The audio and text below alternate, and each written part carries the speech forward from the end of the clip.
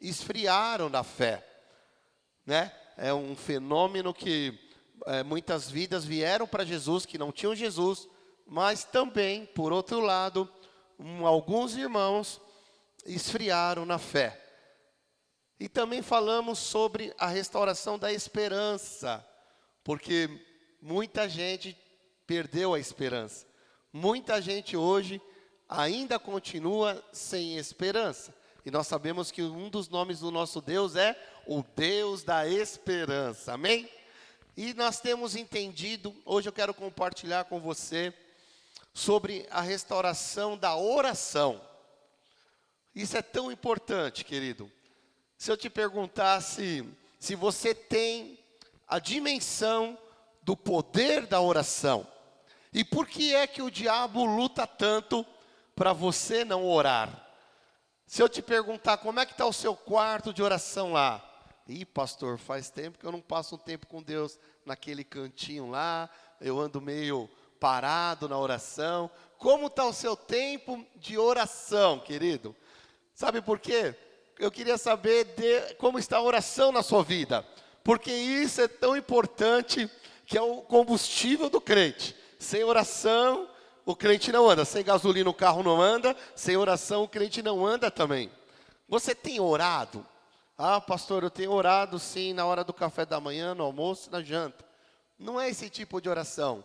Você tem separado um tempo para orar, para buscar ao Senhor? Não precisa ser aqui na igreja ou no seu quarto, às vezes pode ser no carro, às vezes pode ser no seu trabalho, mas aquele tempo que você busca ao Senhor em oração. Por que é que o diabo luta tanto para você não orar, irmão? Você tem luta para ver televisão? Por exemplo, você quer ver um filme, aí você fala assim, pastor, estou numa luta, eu quero ver esse filme, mas está uma luta para eu não ver, eu não consigo ligar a TV. Alguém tem luta para não ligar a TV? Por que você não tem luta para não ligar a TV e ver um filme? Porque o filme não vai mudar a sua vida. E o diabo não faz questão de lutar com você para que você não veja uma TV.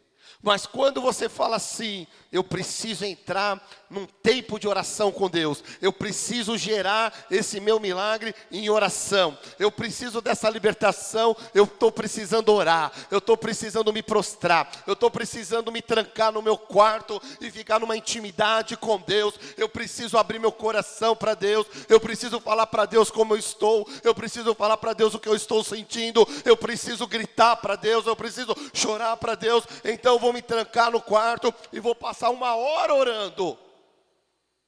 Aí tem luta, tem ou não tem? Para não orar, sim ou não, irmão? Quem aqui começa a orar e fala assim, hoje eu vou orar 1 hora. Deus, hoje eu quero ficar 1 hora e desliga celular, e se alguém me chamar eu não vou atender, eu vou fechar a porta do meu quarto, vou ficar 1 hora orando aos teus pés. E aí dá 5 minutos, parece que não tem mais palavra, parece que aquela vontade de orar já passou, e aí começa uma luta. A tua alma grita, você não tem nem força para orar. O diabo se levanta quando você se dispõe a orar. A questão é, por que o diabo se levanta para nós não orarmos? Porque Satanás sabe que quando você ora, Deus responde. O diabo sabe que quando você ora, o milagre vem. Por isso, irmãos, há uma luta para não orar. E é uma luta do espírito contra a carne, porque o teu espírito quer orar, o teu espírito quer buscar Deus, o teu espírito quer chorar na presença de Deus, o teu espírito, ele quer que você tenha intimidade com Deus, mas a tua carne, ela grita, ela não quer, ela vai falar para você tomar água, ela vai falar, para de orar que você já orou bastante, a tua carne vai gritar, vai fazer você lembrar dos problemas, vai fazer você lembrar das contas que você tem para pagar, e aí é uma luta, uma guerra. Carne e espírito. E todas as vezes que a carne ganha, você não ora. Mas quando o teu espírito prevalece sobre a carne, você ora. E aí você tem resposta. E aí você tem milagre. Por isso que é uma luta espiritual. É uma guerra espiritual. E é engraçado que às vezes a gente ouve as pessoas falarem assim. Não sei se você já ouviu ou teve a oportunidade de alguém que disse assim: ah, pastor, agora não tem mais jeito. Já fiz tudo o que eu podia fazer. Agora só me resta orar. Quem já ouviu isso, gente? Eu ouço isso direto. Mas a questão é que parece que orar é o nosso último recurso. Ah, eu já fiz de tudo, tudo que eu podia eu já fiz, agora eu vou orar. E nós deixamos a oração por último. Primeiro a gente tenta resolver do nosso jeito. A logística, a engenharia, as ideias, e vai aqui, corre lá, né? E a gente deixa para orar como último recurso. Ah, eu já fiz de tudo, não consegui, agora só tenho que orar. Mas, irmão, presta atenção em algo.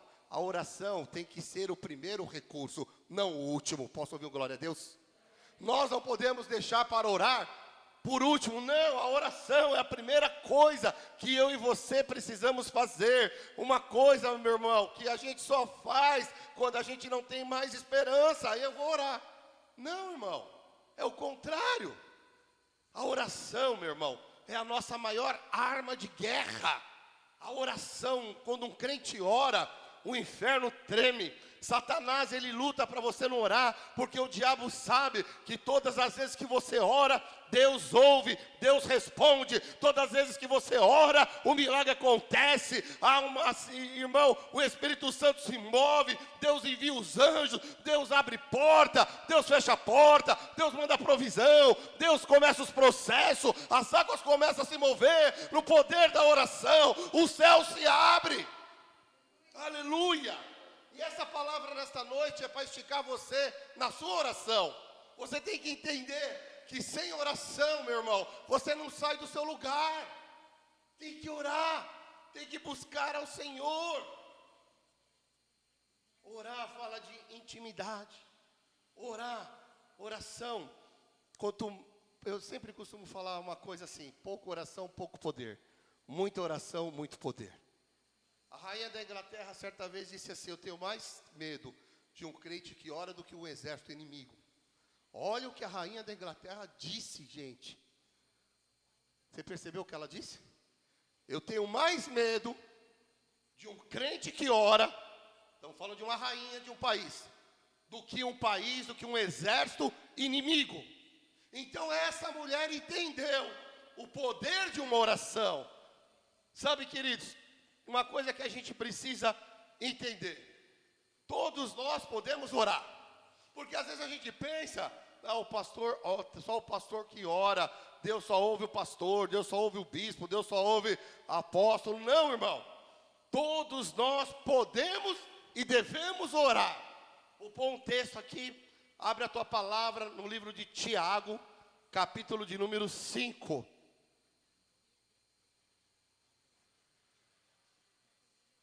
Tiago, capítulo número 5, nós vamos ver 2 versículos, onde nós vamos ver que todos nós podemos orar.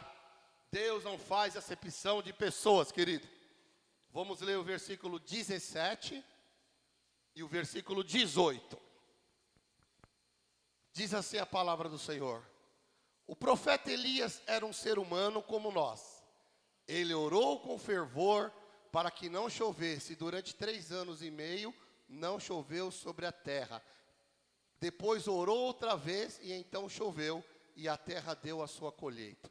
Amados, o que me chama a atenção desse versículo é que ele começa assim: o profeta Elias era um ser humano como nós. Sim ou não, querido?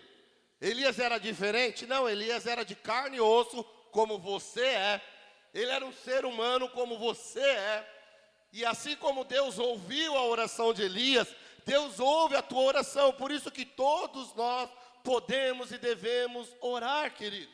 Você não precisa ser alguém muito espiritual para orar. Às vezes a gente pensa, né, que para orar tem que ser alguém assim, um teólogo, tal. Não, querido, você não precisa ser alguém muito espiritual para orar e receber resposta. Elias era uma pessoa normal, como eu e você. Elias chorava, Elias tinha medo, Elias ficou em depressão, Elias fugiu, Elias quis sair da igreja, Elias quis entregar o ministério, Elias não estava suportando mais a pressão, Elias pediu a morte. Por quê? Porque ele era um ser humano como eu e você é. Porque quando a gente fala de Elias, a gente acha que ele é um super-homem. Não, irmão. Elias tinha as mesmas paixões que nós, as mesmas lutas, os mesmos sentimentos de um ser humano, como eu e você. Agora, a diferença é que Elias orava com fé. E quando Elias orava com fé, Deus respondia a oração de Elias. Ou seja, meu irmão, se você orar com fé, Deus vai responder a sua oração. Se você orar com fé, terá resposta para você ainda esse ano, nessa situação, nessa causa, na sua saúde, no seu casamento, na sua família, na sua empresa, no seu ministério. Quem ora tem resposta. Aleluia. Por isso que a Bíblia diz: clama a mim e responder-te-ei, e anunciar-te-ei coisas grandes e firmes que vocês ainda não sabem. Precisa orar, precisa clamar, e quando nós fizermos isso, Deus vai responder coisas que ainda não sabemos, coisas, revelações, novidades sobre a minha vida e a tua vida, amado. Aleluia. Segunda coisa, amado, nós temos que entender que Jesus Cristo tem todo o poder, no céu, na terra e debaixo da terra. Ele é o caminho, Ele é a verdade e Ele é a vida. Todo o poder está em Jesus Cristo de Nazaré. Por isso que a nossa oração é para Jesus, no nome de Jesus, que o poder está nele. Vamos ver, abra a tua Bíblia em João 14. Aleluia. E hoje no final aqui nós vamos orar, amém? Aleluia. João 14, nós vamos ler o verso 13 e o verso 14. E tudo o que vocês pedirem em meu nome eu farei, a fim de que o Filho revele a natureza gloriosa do Pai. Aleluia. Eu farei qualquer coisa que vocês me pedirem em meu nome, diz o Senhor. Amém, queridos? O poder da oração não vem de mim. O poder da oração não vem de você. O poder está em Jesus Cristo de Nazaré, porque é Jesus que responde. O poder está nele, querido. A gente às vezes vem para o culto, participa do culto, é uma bênção, tem o louvor, tem a intercessão, tem a abertura, tem a palavra, tem a comunhão. E às vezes a gente se acostuma com o culto. Mas você tem que entender, meu irmão, que o culto é para você buscar a pessoa de Jesus Cristo de Nazaré. E às vezes a gente se acostuma com a liturgia do culto e se esquece que Jesus ainda está curando, que Jesus ainda responde, que Jesus ainda está operando, que Jesus liberta, que Jesus salva, que Jesus, Pai, transforma e renova. E Jesus tem que ser o centro do nosso culto. É Ele que responde a oração e é Ele que realiza o impossível. Mas atenção, aqui vai acender agora o farol amarelo. A oração é um pedido e não é uma exigência, irmão. Porque às vezes a gente não pede, a gente exige. A gente tem que entender que a gente pede, a gente não exige nada. A gente pede.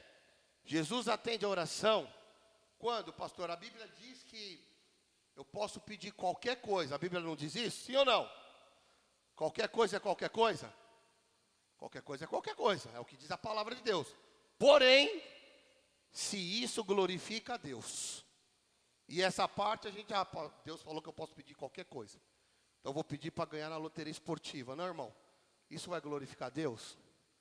Aí é aquele caso daquela missionária que eu já contei aqui para vocês. Que orava por marido morrer para casar com outro. O que glorifica a Deus? Matar o marido que não é crente, que é ímpio, que se morrer vai para o inferno, para a missionária casar com outro. Isso glorifica a Deus em alguma coisa, irmão? Você acha que Deus vai atender esse pedido? Então nós temos que entender que nós podemos pedir qualquer coisa quando isso glorifica a Deus. Amém?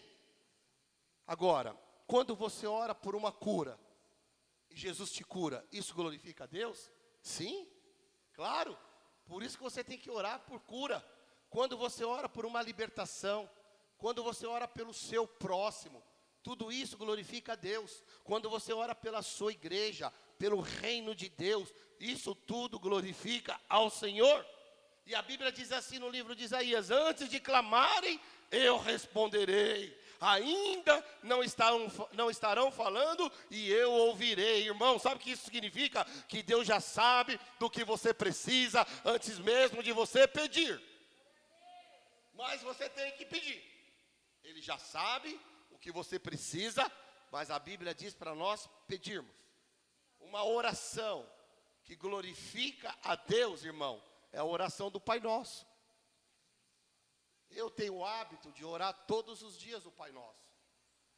Não como um mantra ou como uma ladainha que você vai falando. Não, querido. Quando você ora o Pai Nosso, presta atenção no que você está orando.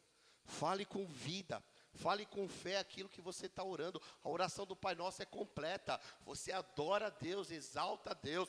Você pede perdão, você se arrepende. Você ora pelo teu próximo. Você ora para Deus te livrar do mal, para você não cair em tentação. Você agradece. A oração do Pai Nosso é completa.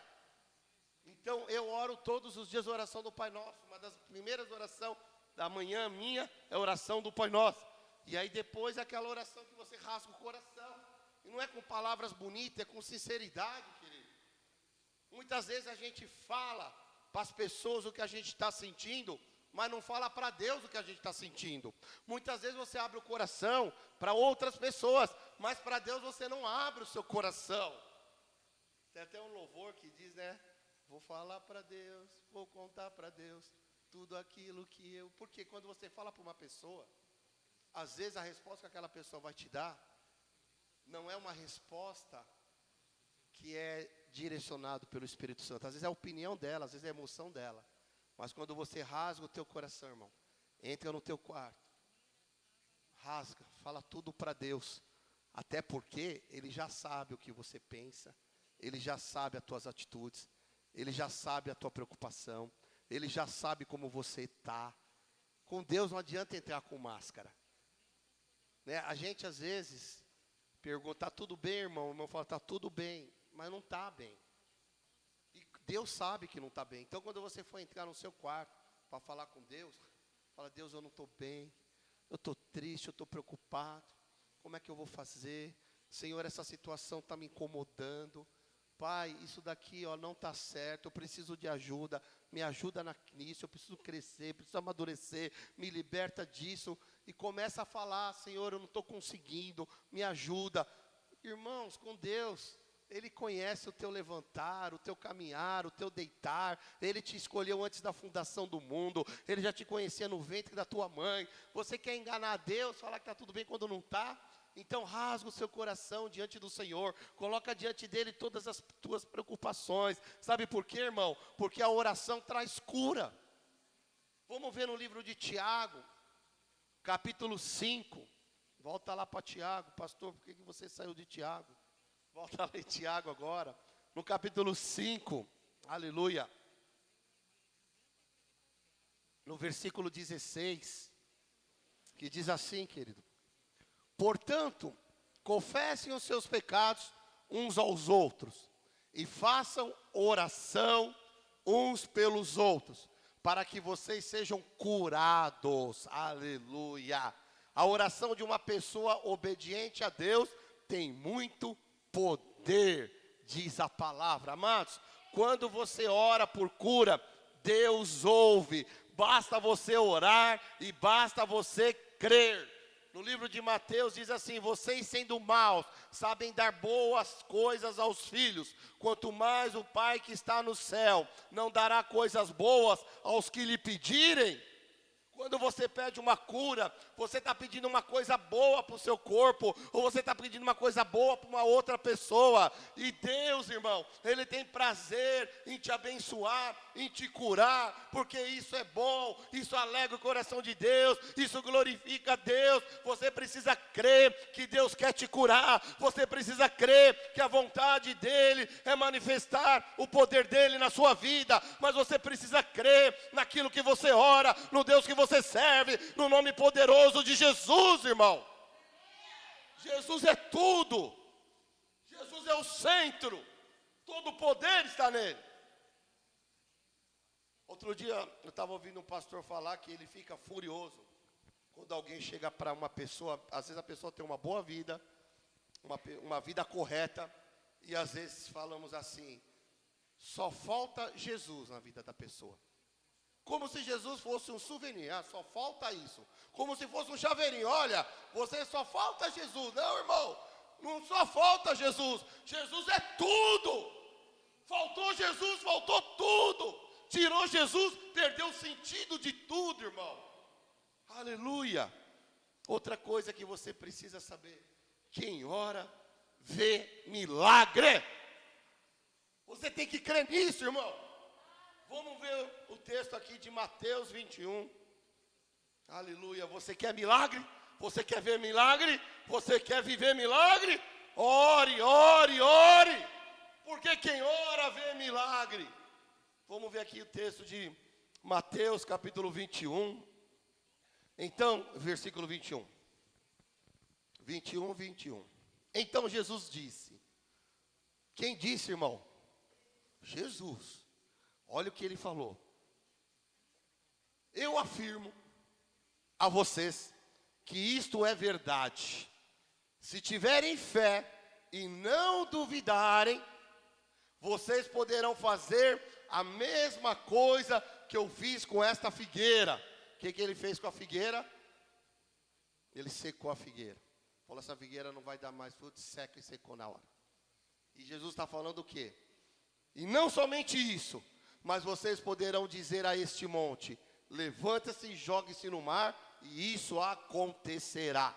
E no versículo de número 22. Se crerem, receberão tudo o que pedirem em oração, irmão. Aqui está o segredo. O problema é que a gente não faz isso. A gente não ora. A gente ora na igreja, no culto de quinta, no culto de domingo, mas a gente precisa ter uma vida de oração. E a gente precisa se esforçar para isso, porque existe uma batalha espiritual. Deus usa as suas orações para fazer milagre, querido. Preste atenção, Deus quer fazer um milagre, sim ou não? Você quer receber um milagre, sim ou não? E por que o milagre não acontece? Se Deus quer, e você também quer, quem está errado? Nós ou Deus? E aonde que a gente está errado? A gente não ora. A gente não crê. A gente não acredita na nossa oração, querido. Uma vez falaram assim, sabe qual é a diferença de um teatro para a igreja? É que o teatro, eles contam as mentiras como se fosse verdade. E a igreja fala as verdades como se fosse mentira. Porque o povo não crê. Então, amados, basta orar e crer. Deus faz, no livro de Efésios, não precisa colocar por causa do tempo, mas Deus faz infinitamente mais e maior de tudo aquilo que pedimos. Quem aqui já teve uma experiência com Deus assim? Você pediu uma coisa e Deus te surpreendeu e fez maior. Porque está escrito no livro de Efésios, Deus faz infinitamente mais e maior do que tudo o que pedimos, de acordo com o seu poder que atua em nós, querido. Então, irmão, você quer milagre, você precisa de milagre, você tem que orar. Elias orou e o fogo desceu, Moisés orou e o mar se abriu, Josué orou e as muralhas caíram, Eliseu orou e o menino ressuscitou. Pedro era um homem de oração. oração, e a sombra de Pedro curava. Paulo era um homem de oração, e o lenço de Paulo curava. Jesus orou e Lázaro ressuscitou. Se você orar, aquilo que está morto na sua vida vai ressuscitar. Aleluia, queridos. Creia, creia. Que essa palavra possa esticar você na sua fé, na sua oração. Irmão, o que você precisa fazer? Basta pedir, irmão. Basta pedir. Vamos ver o texto de Mateus 7:7. As coisas de Deus são simples. A gente que complica. Olha o que diz o texto. Peçam, e vocês receberão. Procurem, e vocês acharão. Batam, e a porta será aberta para vocês. Que é mais claro que isso, querido? Amados, Deus lhe ama. E Deus quer fazer coisas boas para você e para as pessoas que estão ao seu redor. Deus tem prazer em abençoar os seus filhos. Os pensamentos de Deus para nós não são pensamentos de derrota e de mal. A Bíblia diz no livro do profeta Jeremias, capítulo 29, 11, que os pensamentos de Deus acerca de nós são pensamentos para fazer nós prosperarmos. São pensamentos de alegria, de vitória, de sucesso. Não são pensamentos de mal não, querido. Em Tessalonicenses 5:23 diz assim: orai sem cessar. Irmão, é perseverar na oração. É orar sem cessar, é o seu quartinho de oração, é orar na igreja, é orar no trabalho, é orar no carro, é orar na fila de um ônibus, é na fila de um banco, é orar no consultório médico quando você está lá esperando para ser atendido, lá no dentista, lá no mecânico, é orar em todo o tempo, até quando você está tomando banho, você pode estar orando, você ora sem cessar o tempo todo, você está conectado com Deus. 1 Timóteo 2:8 diz assim: persevere na oração e você verá o poder de Deus. É perseverar, irmão. O grande problema é que a gente pede uma vez, pede duas, pede três, e a resposta não vem, a gente vai minando, e você vai parando até de pedir. Você para de pedir, porque a resposta está demorando, e a gente para de clamar. Mas a Bíblia não ensina isso. A Bíblia fala em Lucas 18, da parábola da viúva persistente. Tinha o juiz que era iníquo, o juiz não temia Deus, o juiz não se preocupava com os homens, com as pessoas. Mas nessa palavra, Deus nos ensina a orar sempre e não desanimar. Sabe por quê, querido? Porque aquela mulher, a parábola era assim: ela começou a importunar o juiz para o juiz atender. E o juiz não queria atendê-la. Ele não se preocupava com as pessoas. Ele não se preocupava com aquela mulher. Mas aquela mulher insistia em procurá-lo. Aquela mulher insistia que ele tinha que atendê-la. E a perseverança dela foi tanta. A fé dela foi tanta. Porque ela não desistiu. Um dia o juiz disse assim: eu nem quero atender essa mulher, mas para ela parar de me importunar, eu vou atender essa mulher. Isso um juiz que não temia Deus. Imagina o juiz dos juízes, teu Jeová Tessidekinu, um Deus de justiça. Se você pede, se você persevera, Ele não irá responder, Ele não irá te atender, querido. Ele atende. Ele recebe, Ele responde porque Ele se importa com você. Aleluia, um Deus de amor, um Deus de graça, um Deus de misericórdia. Pastor, mas tem hora que eu não tenho nem palavras. Então você chora, mas você entra na presença do Senhor. Quantas vezes eu dobro o joelho aqui para orar e não sai palavras, só sai choro. Mas quando eu me levanto uma outra pessoa. O problema não mudou lá fora, mas eu mudei aqui dentro. Porque o Espírito Santo intercede por nós com gemidos inexprimíveis, diz a palavra em Romanos capítulo 8. Mesmo quando você só está chorando, soluçando, gemendo, mas se você se dispôs a orar, o Espírito Santo vai estar lá intercedendo por você. Quem já não teve essa experiência de ir orar, só chorou, a situação não mudou, mas você levanta diferente? É assim que funciona, queridos. Lembra da oração de Ana, mãe do profeta Samuel? Ana era estéril, e Ana, quando ela foi orar, a Bíblia diz que não saía som da sua boca. Ela estava tão aflita, tão triste, que ela orava assim, ó. Ela falava com Deus sem emitir som, porque o coração dela estava destruído, despedaçado. A ponto do sacerdote Eli pensar que ela estava bêbada. E ela falou, você está bêbada, mulher? Como é que você entra no templo? Como é que você vai falar com Deus bêbada? Por que ele achou que ela estava bêbada? Porque ela mexia a boca e não saía voz. E ela diz, não, meu Senhor, eu não estou bêbada. É que o meu coração está angustiado, triste, preocupado. E eu estou aqui falando com Deus. Aí, o que o sacerdote ele diz? Então desculpa. Então, que o Senhor conceda a tua petição. E o sacerdote libera sobre ela uma palavra de bênção. E aí ela volta e deita com o marido.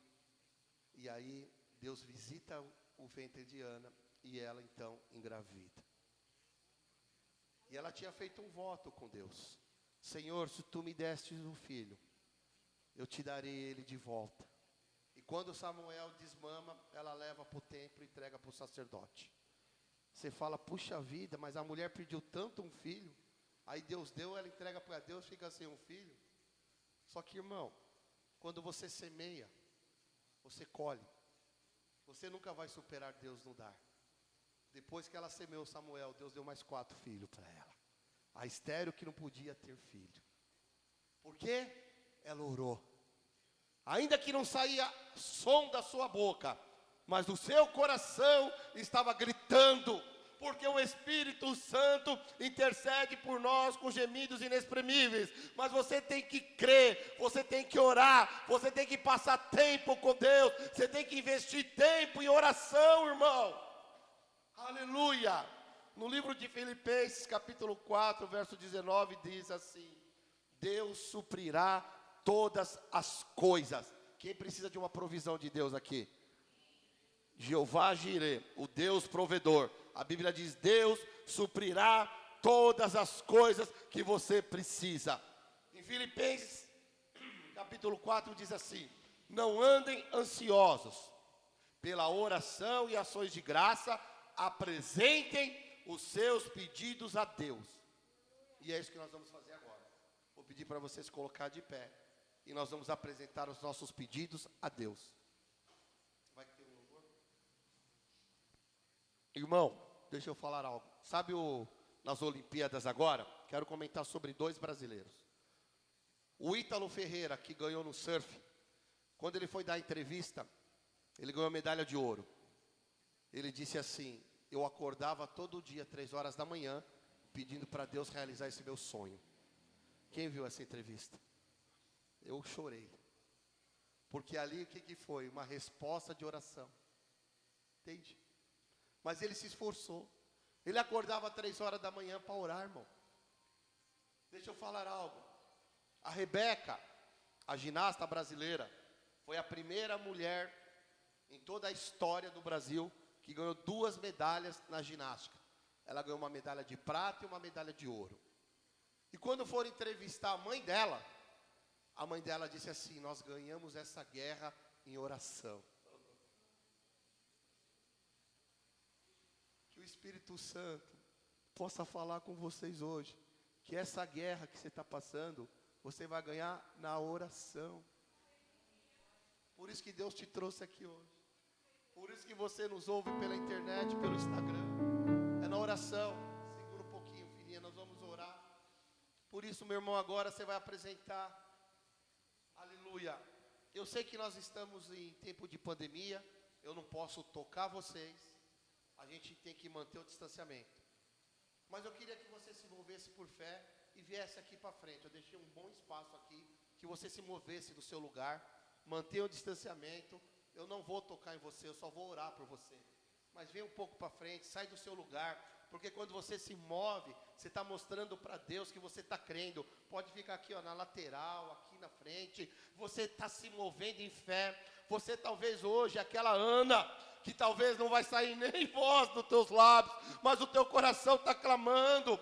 Por isso, em nome do Senhor Jesus, eu vou dobrar os meus joelhos, querido. E eu quero orar com vocês aqui, porque eu creio na palavra que diz assim: tudo que vocês pedirem em oração, se crerem, receberão. Aleluia. Por isso, em nome de Jesus, amado, começa a exaltar, começa a adorar, começa a agradecer a Deus. Oh, aleluia, Senhor. Nós estamos aqui, meu Pai, para te adorar, para te exaltar. Nós estamos aqui, meu Pai, para nos